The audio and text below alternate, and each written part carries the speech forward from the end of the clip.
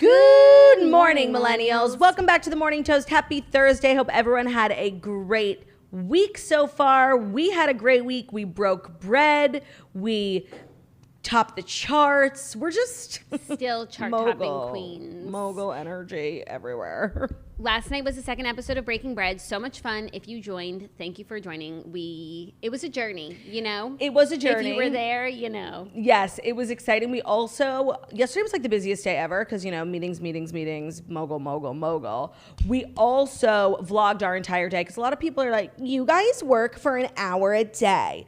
Actually, bitch, no, we don't. And we vlogged it to prove it, okay? We did a whole day in the life, what it's like to be a mogul. Yes. It's up on our Patreon now. We had meetings. We spent time with Harry. You do get like a peek at Harry's like stomach. So it's kind of sickening. It is pretty sickening. It was a Harry-licious day, but also a working day. Very busy, but good. And now we're sliding into the end of the week. And I did cheat the week. It's a 3-day week for me. But, you know, a week is a week, no matter how you slice it. And we're getting through. I actually don't think I agree with that. A week is not a week, no matter how you slice it. Even though Monday and Tuesday I wasn't here in the studio, like, I was still suffering through week things. A week is a week, no matter how you slice it. No. I said what I said. I'm not going to agree with you. A week is not a week. A 5-day work week is not the same as, like, when you get, you know, the Monday off, you know? No, of course. But still, it's the week and you made it to the next one. No, it doesn't count. Like, in the life cycle of, like, hard weeks, it doesn't count. I had a hard week. Yeah. Last night was The Real Housewives of Beverly Hills. Did you watch? Nope, because my YouTube TV subscription paused and it didn't record my shows until I went to watch it. And they were like, update payment, which I eventually did, but I had already missed the recording. Okay, that's so funny because I literally got a bill. No, I texted you guys and I was like, is anyone else having a Spectrum outage? And you guys are like, no. Turns out I haven't paid my bill in literally 3 months. I'm on auto pay. Like, who the fuck doesn't use auto pay? And they turned it off. So I got a bill. They're like, you literally owe us 3 months of cable, Wi-Fi, and home phone. And I was literally gonna get my cable shut off. My Wi-Fi was being spotty because they were turning it off. Oh my God. I was like, oh my God, am I okay? Were you like, oh my God, I have to film a live show? You know, it's just like, who the fuck turned off my auto pay? I know who it was. It was Olivia.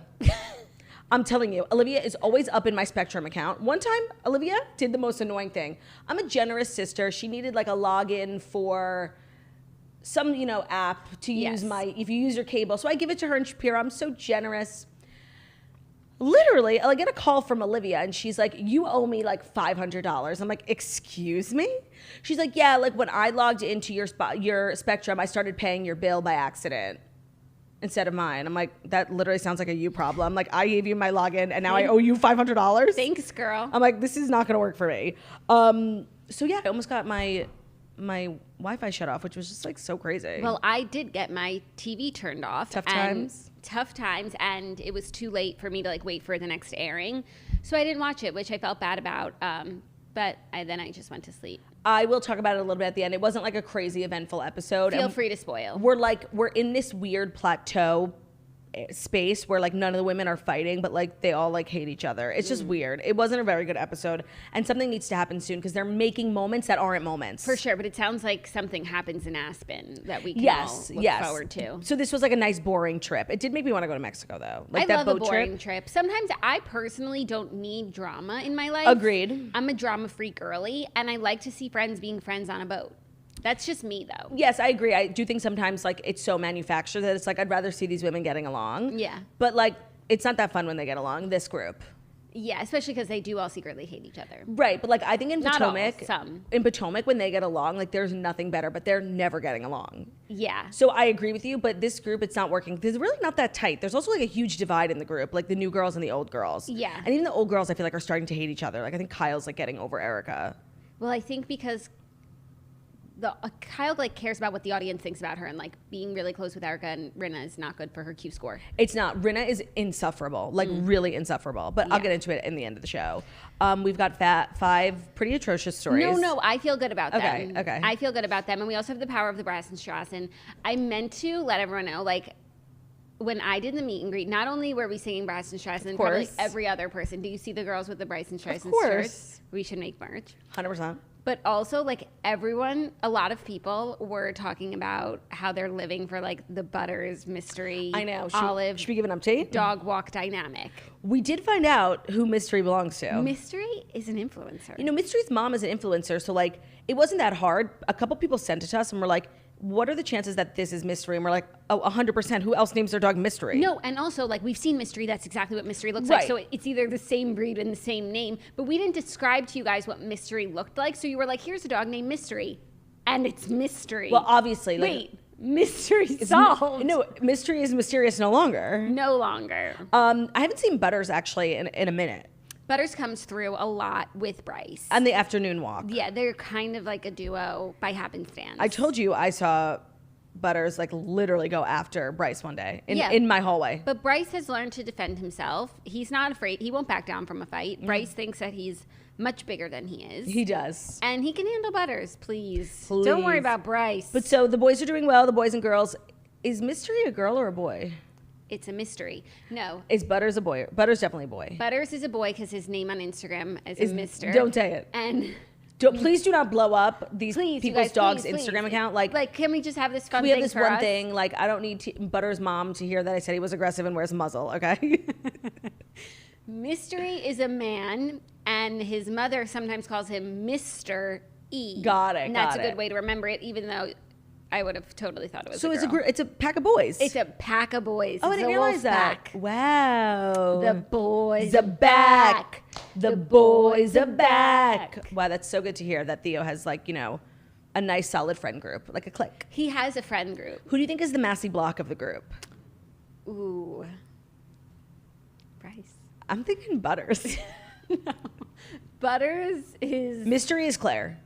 No. Mystery is Claire. Mystery is like Alicia. Like, you're not going to mess with her. She'll mess with you. Like, don't mess with her. She's set in her ways. Who's Claire? Butters. Gotta reread the click books. I feel like we rewatched the movie recently. I think for Toast The Movie of the Week. movie is literally like Oscar-worthy drama. Yeah. Did I invite you to my BBQ? Then why you all up in my grill? What do you want? Stare. That movie's so fucking good. Are you from Moscow? Then why are you Russian? Ooh, that's good. I don't remember that one. I think it's from the book. If you have a daughter, you know, God willing, knock on wood, are you gonna have her read those books? Ooh, probably not, because even though they're so good. But like, we grew up in a culture Yes. of like where the cool thing was like Mean Girls, The Click, like that was the movie of our generation, Mean Girls. And now if you act that way, like Canceled. like, Literally, you're not going to college. like you have to. That's just not how things work you're anymore. 100% right. Like, and I actually talk about that a lot in my New York Times bestselling novel, Girl with No Job, available on Amazon. How like we were raised in the era of like Mean Girls bringing on, Like it was like cutthroat, mean, cool table, loser table, Yeah. nerd, band geek. Like now, if you're at the loser table, like that's the cool table. Yeah, no, and it's like if you want to get anywhere in this life, like you got to be at the loser table now. Yeah. And you can't even call it the loser table, and it's not the loser table. It's just like not the cool table, you know? Yeah, no, it's like, what would the table be called? Sexually active band geeks. Yes. Yes.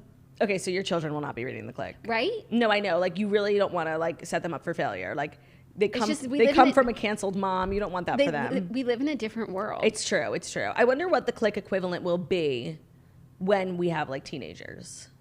Well, we wouldn't know yet. That's exciting though. We should get on that. We should write it. We should write it. Bryce, Strice, Dice, and Thrice. Rasenstrassen. Razins, Strice. Bryce, I miss Bryce. Always and forever in my heart. We should bring the boys tomorrow. Stride? Friday. Bringing both boys is hella chaotic. I know, but it's like if no major news breaks that we need to put on, you know, our Diane Sawyer Which we do glasses all the for, time. then why not have a chaotic Strassen energy? Strassen energy. I mean, Strassen is best, so I'm never gonna say no. Strass is right. The Strass is right. New TV show. The Price is Right. Nah. The Strass Strass is is right. right. Yeah. All right. I feel like we've LARPed enough. Okay, that felt really good just LARPy. to get that out. LARPio. Sometimes you just need to get it out. 100%. So now, without further ado, here are the Fast Five stories that you need to know before you wake up and take a bite out of your morning toast. And today's episode is brought to you by Peloton. Ooh, yeah. You might not feel motivated to get up and get moving, but Ain't that Peloton, the truth? Peloton is here for you. They have a team of world-class instructors that are ready to motivate you 24/7. Peloton instructors are highly trained fitness professionals who motivate you throughout every workout, whether you're a regular at the gym or someone who is new or getting back into working out. Whatever your fitness level, Peloton instructors don't just teach, they motivate. Peloton has thousands of live and on-demand classes, so you can always keep it fresh. From cycling and strength training to yoga and running, you can experiment with new types of movements, judgment-free, at a level and pace that feels good for you. I know that you are a Peloton ambassador, unpaid ambassador. Oh, now paid. Right. I love my Peloton. As you all know, I do think my bike misses me these days. I do opt for some tread classes right now, but I think the whole app in general is like, girl, get back here, which I love to come back to Peloton. And you know what? I think this ad is reminding me, why not get on the bike today? I think I'm ready for the bike. Ready, come and find me. If you want to follow me on Peloton, my name is Jackie OW. I am really good at class curation because I look at the music first, and all the instructors are great, but some really mesh with your personality. Peloton classes are more personal than food, more personal than comedy, but there is an instructor out there for you. There is. Right now is the perfect time to try out Peloton. The Peloton Bike Plus is now $500 less. It is the best price yet, and it includes free delivery and setup. There are more game-changing prices available on the original Peloton bike and the Peloton tread. Visit onepeloton.com to learn more. That's onepeloton.com. And today's episode is also brought to you by First Leaf. It feels like you need a degree in grapes to find a great wine. You can shop by label, I guess, or you can try to remember what tannins are, but it should be easier, and that's why First Leaf does the hard work for you. They make it simple to discover new wines you'll love without the hit or miss. First Leaf samples over 10,000 wines a year from around the world, and they select only the finest bottles. They take the time to learn what you like, what you don't like, and then they'll send you world-class wines tailored to your taste. It's so easy to find wines you love with First Leaf. I've never been very into learning about sense, swift, swirl, Nodes. sip, spit, nodes. And First Leaf just makes me feel like a queen who can oh, do you just want this bottle of red? Come over to my house. This small label that I've discovered. It's like an indie winery. Yeah, I'm not like other girls. And First Leaf is doing all the hard work for you because shopping for wine is labor intensive, it's intellectually stimulating, and it's too hard. And you don't want to carry all those wine bottles home. So try First Leaf. It doesn't get simpler. If you're not happy with the wine you receive, they will credit you for another. So sign up today and you'll get your first 6 bottles for $39.95 plus free shipping. So that's 6 bottles of wine for under $40. Go to tryfirstleaf.com/toast.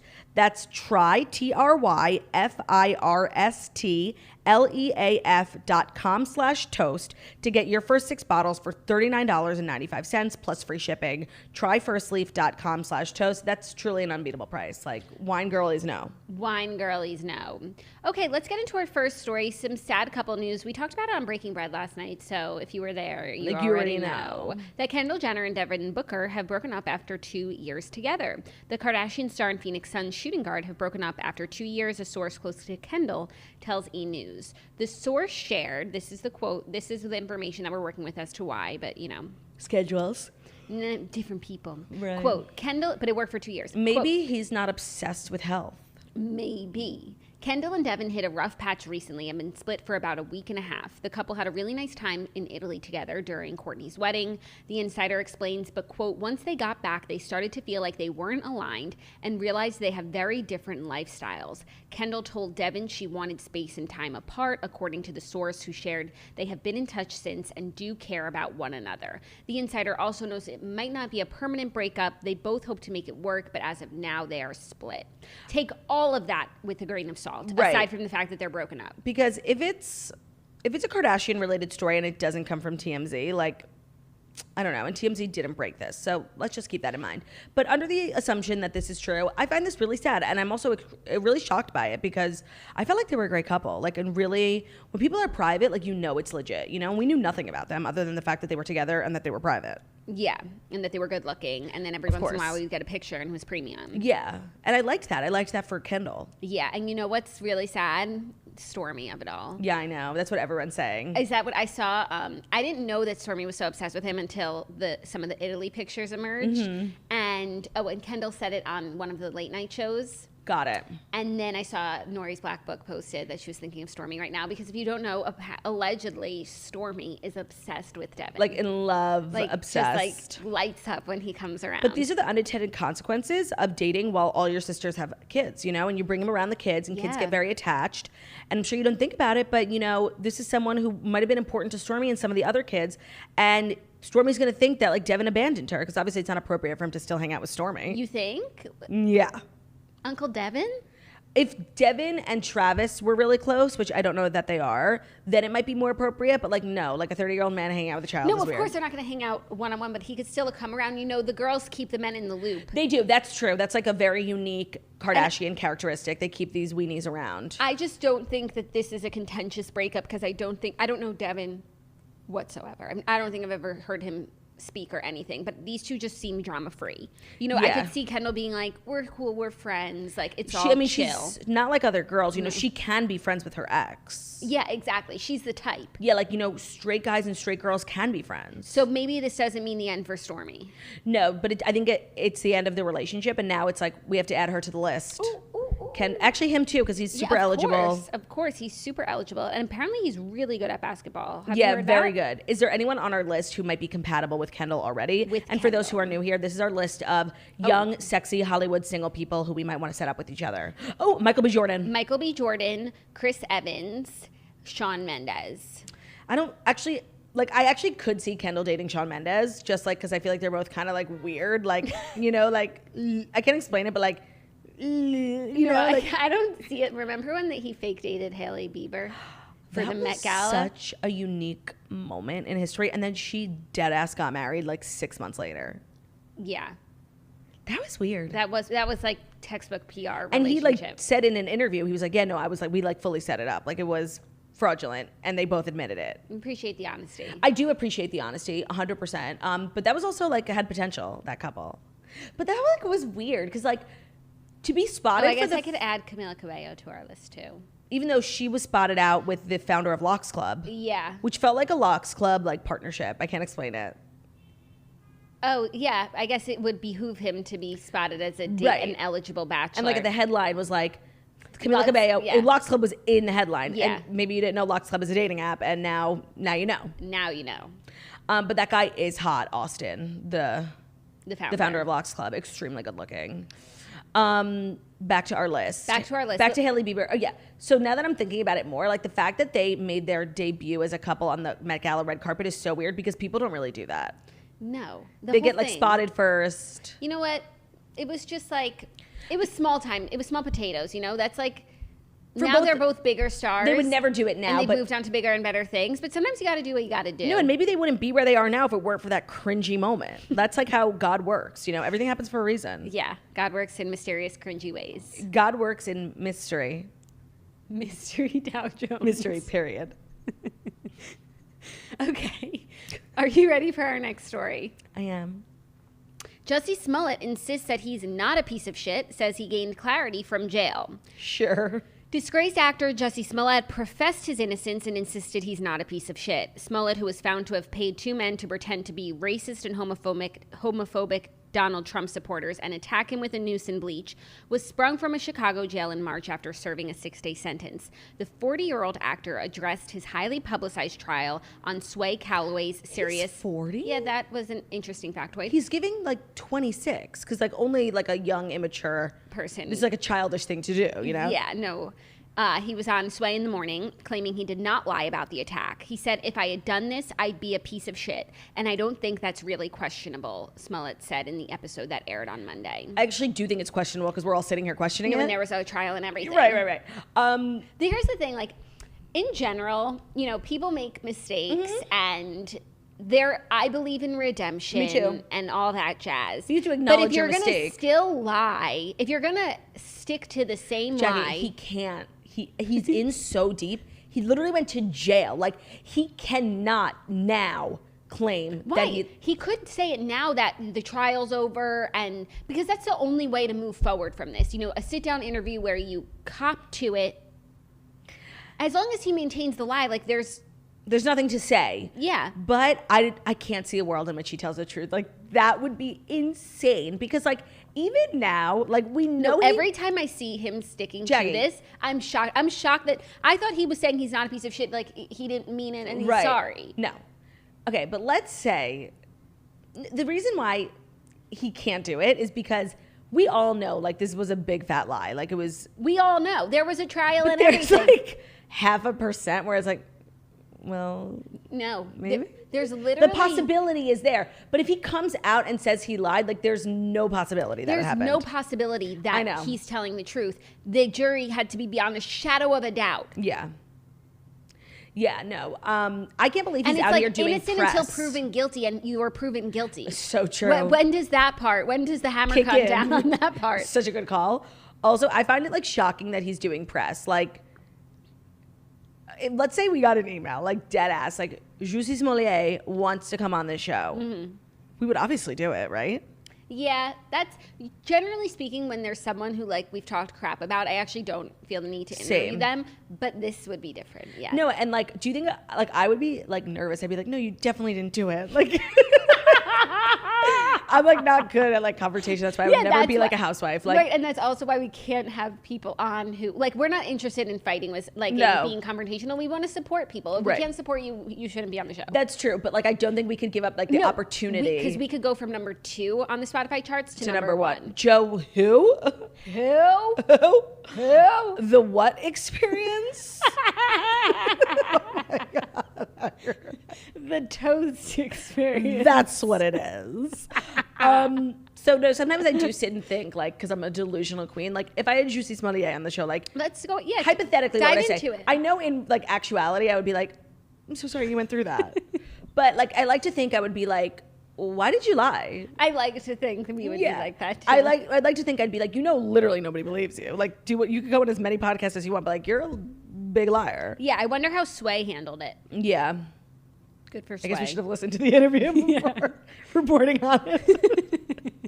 No, Jussie, wishing you the best, but like you gotta go. Like the public life is not for you. Like no, there are very, very, very few things in this life that you cannot come back from. And this is one of them. Especially if you continue to maintain the lie. If you want to, hold yourself accountable, say you're sorry. Go to therapy. Like I would still think you're a fucking freak. For sure, but we could begin the journey of forgiveness. It humanizes you, yeah. Also, is the Chris Brown story a story? Yes. Okay, because that's a good segue of things people can't come back from. Let's get into it. You know me, I'm not a cancel girly. Like I don't believe, but there are a couple people who I believe should. So fans are slamming Normani for working with abuser Chris Brown on a new song. Normani is being annihilated by fans online for appearing in Chris Brown's music video for his new song, We, (Warm Embrace). The former Fifth Harmony singer shared a snippet via Instagram on Tuesday, which showed her dancing sensually with and even kissing the controversial crooner. Oh. The comments section popped off, quote, "Girl, what the fuck?" Literally. Quote, literally. That's the comment. Like, what the fuck? Quote, "But I'm so confused." Others urged her to, quote, delete the post, with some calling it, quote, disappointing. Another, quote, "We were all rooting for you, broken heart." That's a good one. Others too. were more specific about their qualms, writing, quote, "Why would you link up with a man like him?" Quote, "Could have worked with anyone else, but someone with multiple abuse allegations." Quote, "I can't believe we're still working with him." And quote, "No, not the abuser." No, it's true. Like, what is with, like, people are obsessed with cancel culture. Like, you fart in the wrong direction, like your career is over.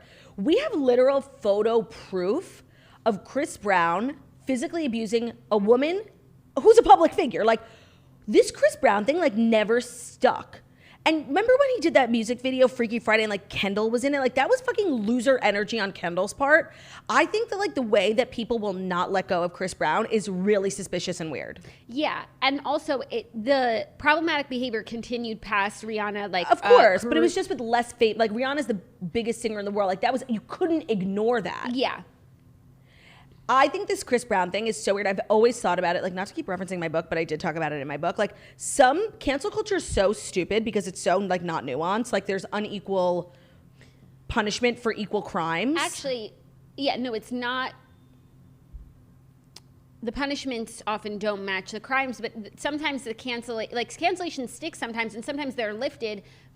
But it's for people like Chris Brown, you know? Right. No, and it's like that's the exact type of person who shouldn't be like let back in. Like if he wants to go live, he should live a private life. But I think he still has a record label. He releases music. He's doing collabs with Normani. What the fuck is she doing? Yeah. She's in her flop era, honestly. Like I don't know what's going on. I said what I said. Whoa. Like Normani was literally like, there was so much hype for Normani. Like post Fifth Harmony, pre her true solo debut, Motivation, that sickening basketball performance, where she was wearing the cutest outfit of all time. She was like, that song with Sam Smith, so much momentum, and like, this is what you're doing. Is flop era like a TikTok term? Yes. Like, I really like it. It's very descriptive. Right. So like, I'm not saying that this is the truth, but people could say like, Speak Now was Taylor's flop era, even though it wasn't. It wasn't. Who the who? That's me using it in a sentence. Who in the crumb It usually diddly refers to like a period of time or like an album from an artist. It's just like they're doing the least. Like, what Katy Perry's flop era, Bon Appetit.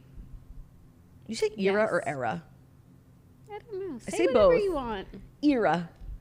Era. Let's go get our eras parsed. So yeah, really, like, this shit bothers me so much. Yeah. And then don't be coming out here, people being like, all in the comments, Claudia, you're against cancel culture. Yeah, cancel culture refers to people who say dumb shit on Twitter, not people who go out here beating up women. Like, you finding yourself defending someone who beats up women, like, you're the problem, girlie. Look in the mirror. Committing crimes, literally. Yeah. The Chris Brown of it all has always confused me. Yeah. And that's my opinion. And that's what you're here for, to share your opinion. Yeah, and I just have to say, like, if you don't like it, you're wrong. So that's on you.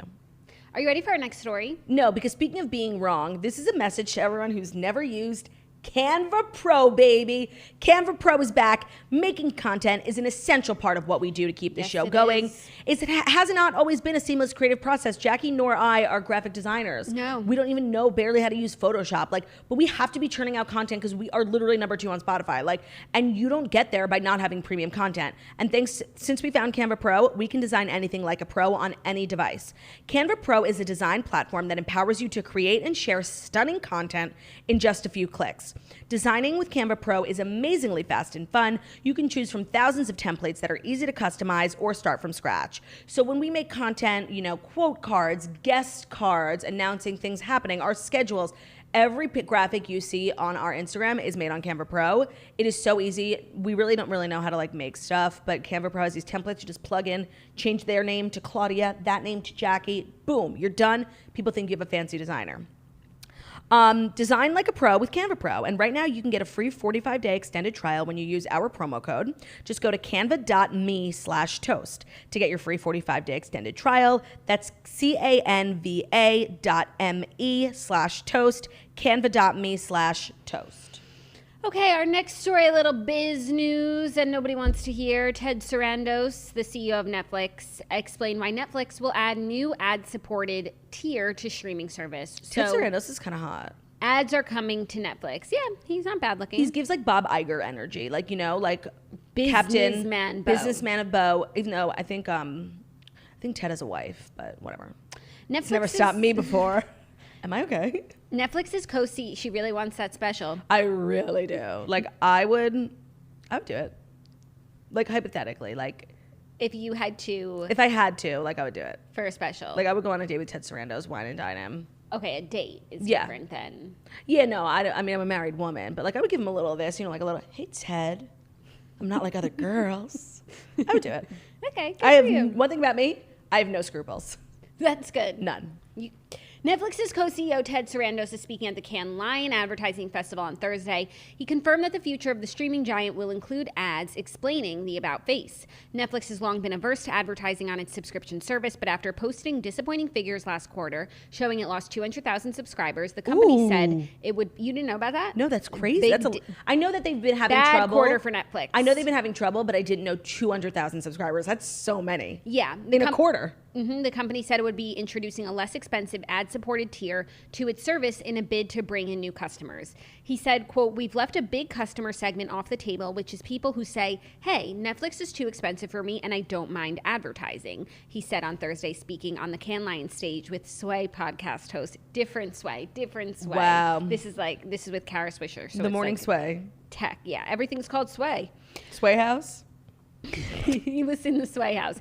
He said, quote, "We're adding an ad tier. We're not adding ads to Netflix, as you know it today. We're adding an ad tier for folks who say, hey, I want a lower price and I'll watch ads." So that's like how they do it on Peacock. And Paramount Plus. And I have to say, I hate it because, like, Me, I'm always going to go cheaper option. And then I'm like, this fucking sucks. Yeah, like why does this one have ads? No, and it's like, I have to have Paramount Plus because that's where Drag Race is. And like, I did the cheap one because I'm like a cheap whore. And I was watching it, I'm like, this is literally like primal. Like, this is so tacky. Yeah. These commercials, I could vomit.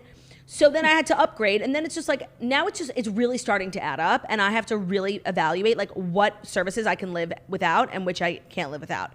I can't live without HBO Max. They've become incredibly important to me. I really can't live without Hulu either. They've also become incredibly important to me. Desperate Housewives is on there. Glee is on there. Kardashians, obviously. Did you finish the season finale? You know what? I actually didn't. I watched it last week. I didn't watch the final episode. The fuck? No. The fudge? Swear jar. The fudge is right. Like, I can't criticize them. Like, literally, it's not coming out of my mouth. Like, no, give us more episodes. I want more. It was good. I will say, like, there were so many things I loved about the show. There was a couple things I didn't like. And the lack of any content, like literally 10 hours. We used to do like 22 crap episodes on Kardashians. I was disappointed by that. I was disappointed in the time slot. I was disappointed in the lack of Kendall and Kylie. It felt like a lot of the same. Disappointed in the jumping around. First it's Christmas, then Kylie's giving birth in February, then we're like back in November.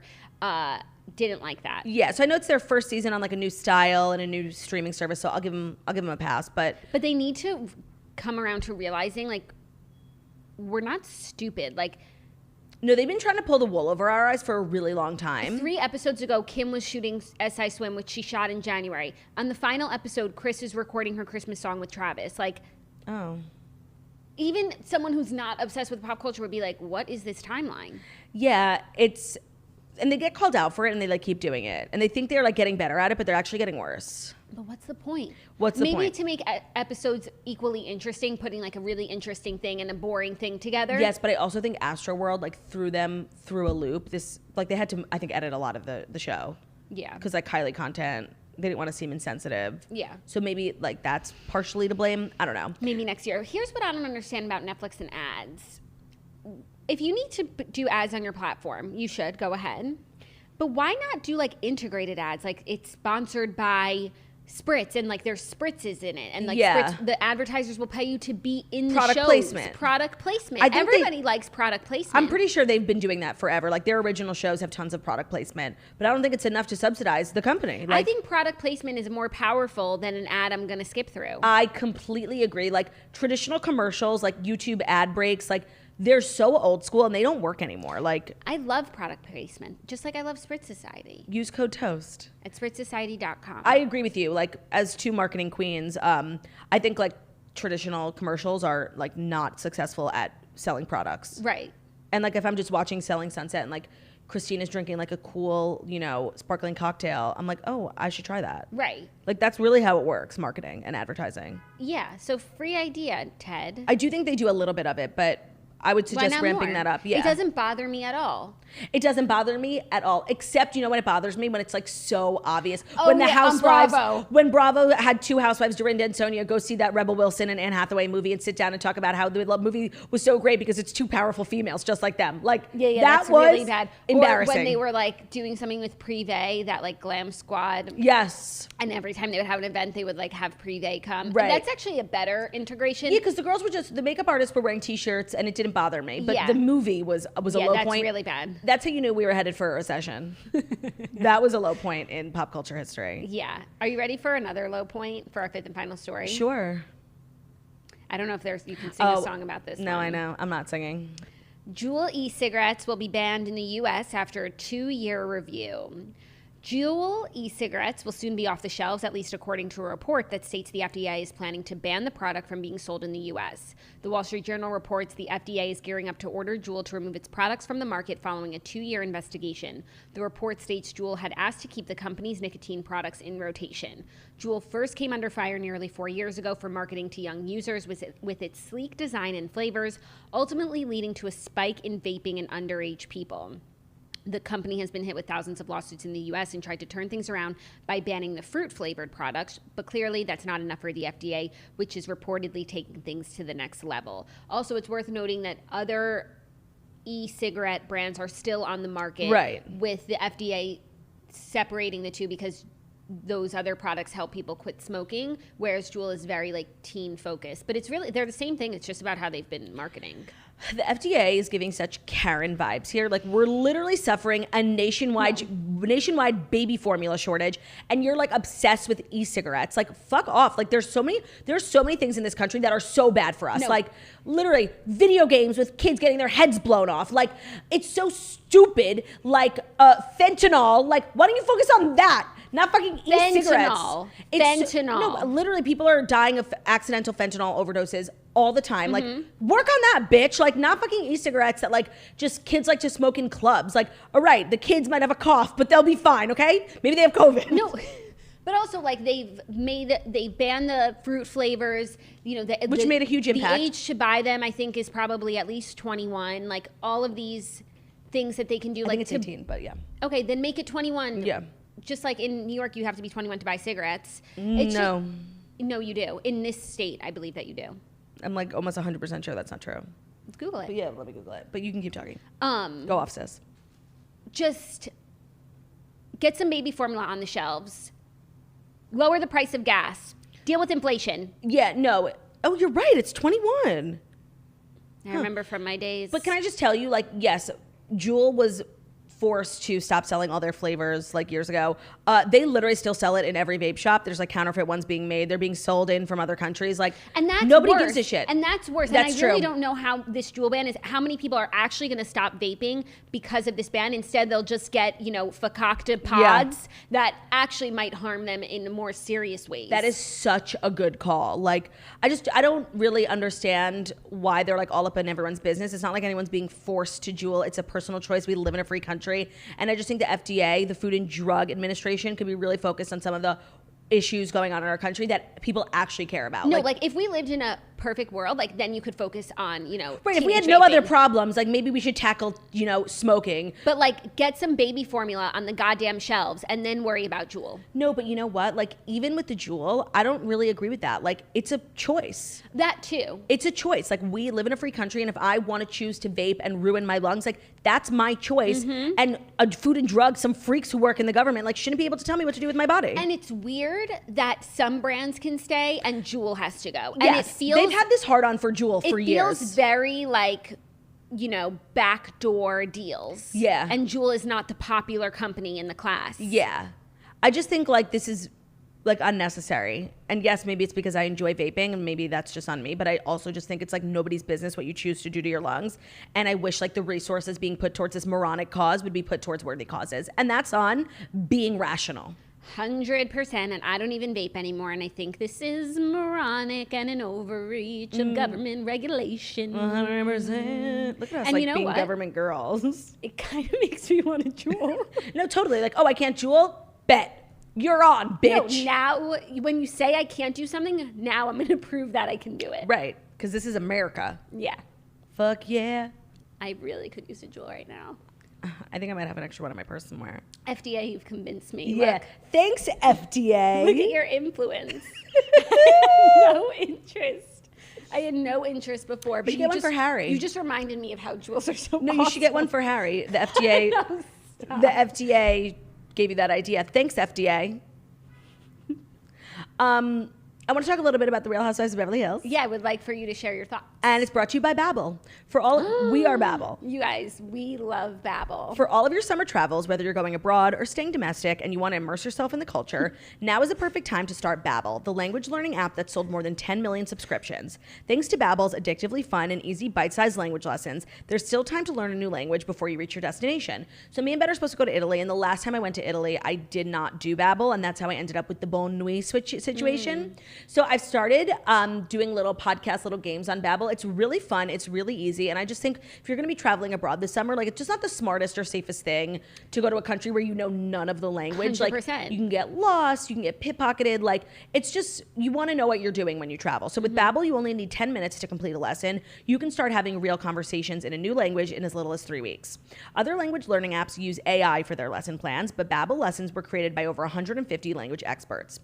Their teaching method has been significantly proven to be effective. With Babbel, you can choose from 14 different languages like Spanish, French, Italian, and German. Right now, save up to 60% off your subscription when you go to babbel.com/TMT. That's Babbel spelled babbel.com/TMT as in the morning toast. And that's for up to 60% off your subscription. Babbel, language for life. You know who loves Babbel? Who? The campers, because they can all communicate. American Camper has been learning French and Italian through Babbel because she wants to connect with the international campers and she wants to stop having beef with them. Did you know that American Camper is 12 now? Wow. She was how do you figure that? She was 8 when she first was born. Okay. And it's been 4 years. She was born 8 years old. Wow. Yeah. A medical marvel. She was 8 when she first went to camp. When she hopped on the scene. Yeah.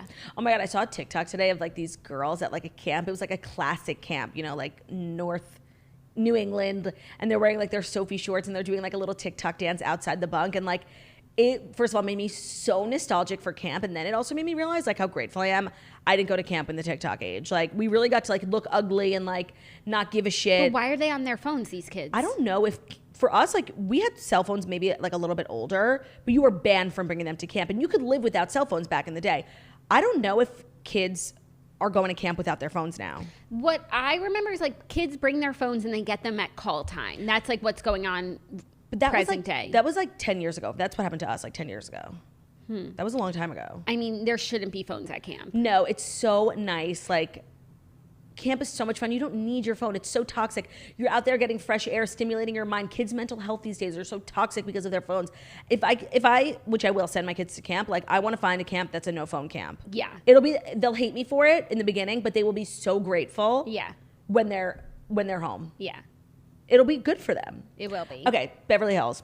So most of the episode took place on the boat trip. They got this like nice boat, and Diana, I fucking hate Diana. What? Yeah, No. First of all, she's like, I mean, this isn't like a yacht. It's like a nice day boat. Like she was just being obnoxious, and she like hates Sutton, and I hate her because of that. It's like the same with Crystal last season. It's like Sutton, you think is the weakest link, and it's just not interesting to have strife with her. No, and she's not the girl I thought she was. Like, yes, her life is really interesting, but she's so condescending, like about her money, and it's like kind of annoying. That is annoying. And this is like might be like a really fucked up thing to say, but like I don't think you should ever be condescending about money. But like if you built your own business and like went from nothing to something, all right, I can understand how you feel like you could be condescending, but like she married her money, so let's be real. Yes, but the ex-husband did say that he couldn't get to where he was without Diana. Sure.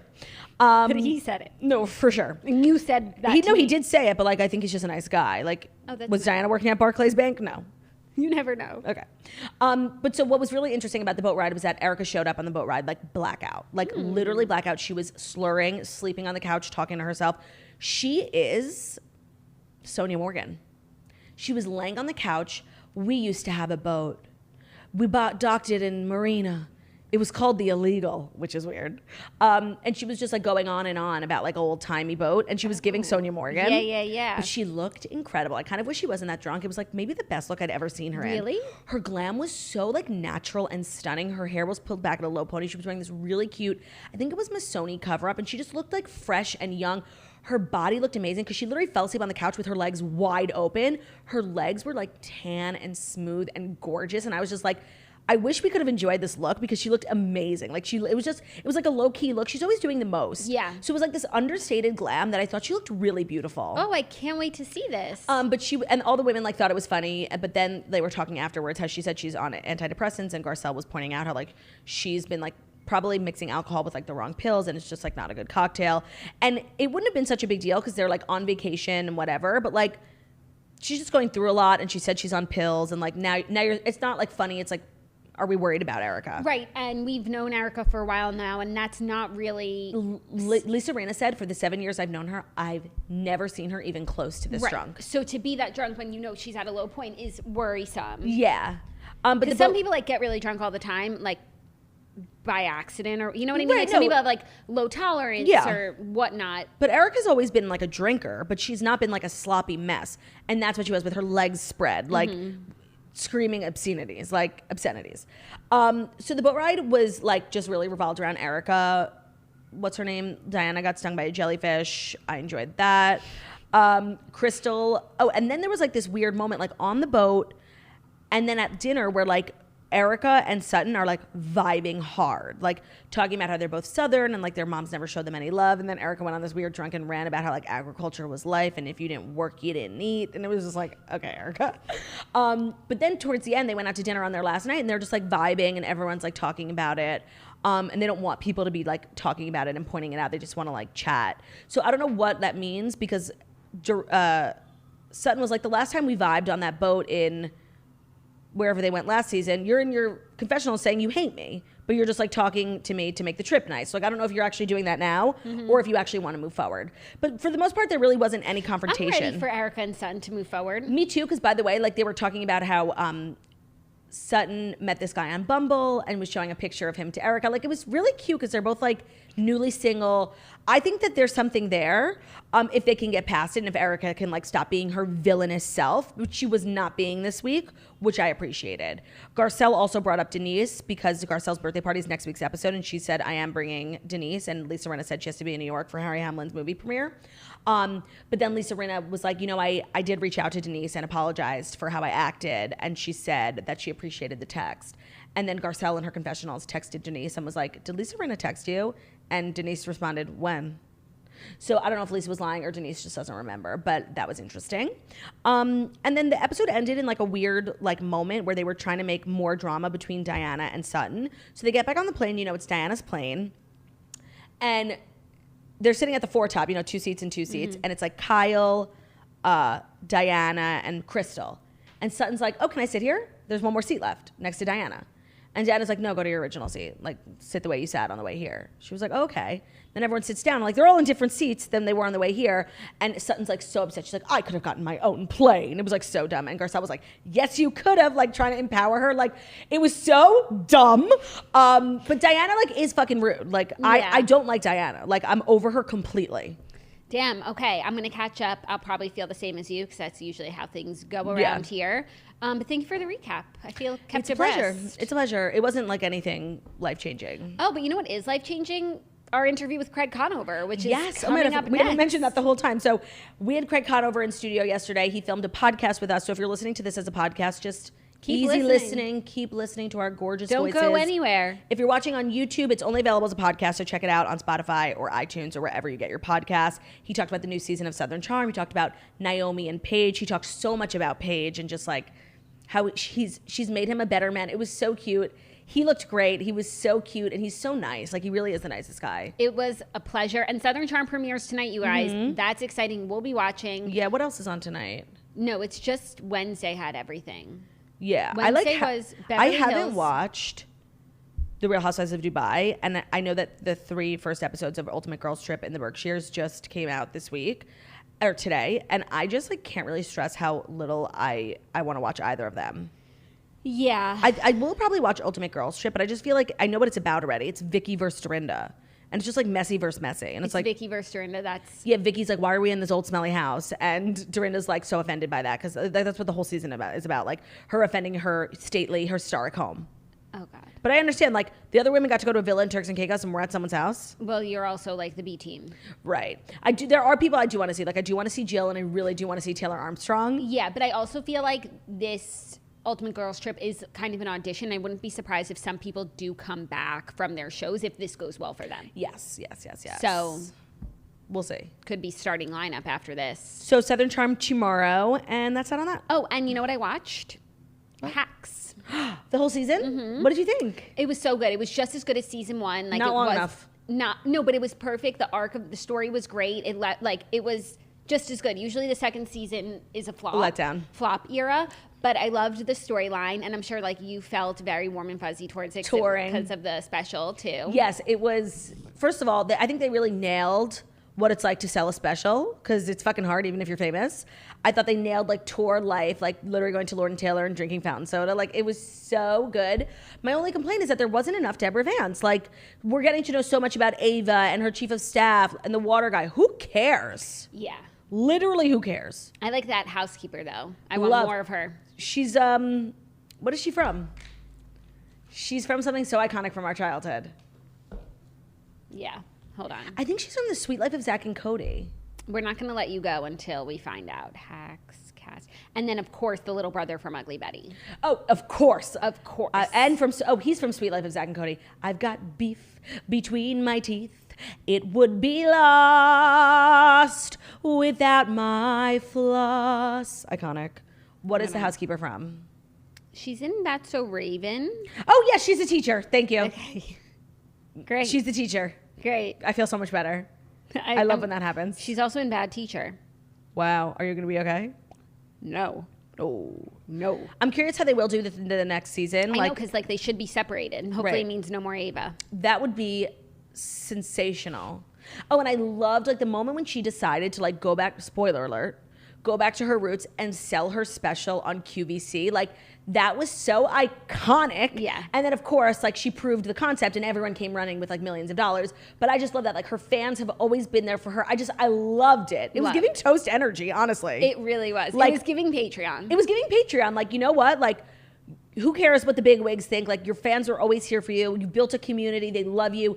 I honestly felt so connected to the show more than I did even last season. No, and the storyline. Also, I like the fact that the jokes in the beginning, they were fine. The crowd wasn't really with her, and you could sense that because I was like, that's kind of a shitty joke. Yes. It's not that funny. And then the jokes about, and by the end, they're Bangers. really great. Yeah. So good. So good. I loved it. And I can't wait for the next season. And I can't wait for tomorrow because it's Friday. Oh, yeah. And it might be Stride. It might be Stride. You never know with these boys. One could get a tummy ache and not come to work. It's true. It's very true. You never know. Sensitive stomachs. Yeah.